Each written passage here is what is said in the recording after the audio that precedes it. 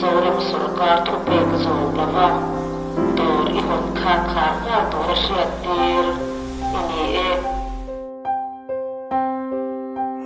This is Mizoram and this is the capital of Mizoram, Aizawl.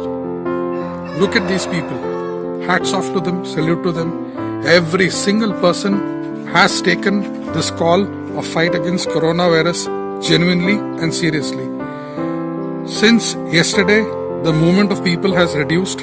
Today, every single road, every single alley, every single person has remained shut. Be with us. May God be with all Mizos, and we shall overcome.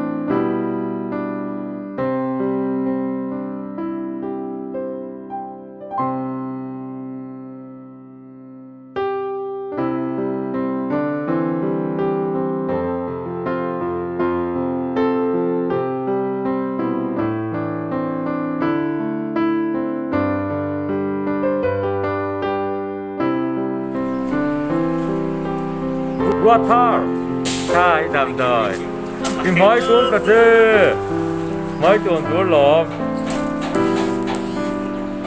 ăn tuần thất lệ rồi, sự to xe tuần lai phi, cái về lâu phần mẹ, không ai rồi thì Pathian ra rồi, đâm thật lệ nghe những cái yên nắng mấy trời em,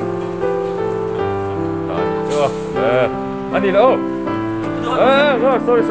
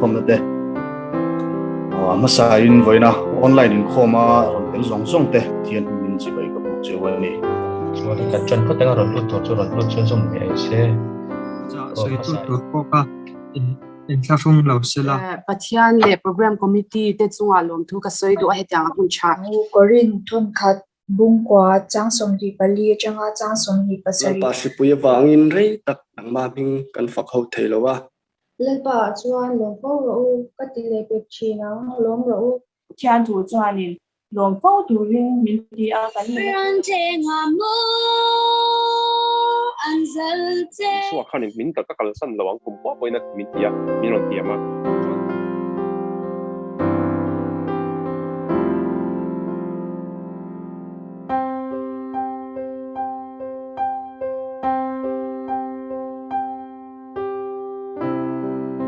sang number som li parula sang chang sogin ara va khatura Pathian thuina ring tu te order min pek na chanchu ke mania khatapia ni kan nu na changin aluang chok chi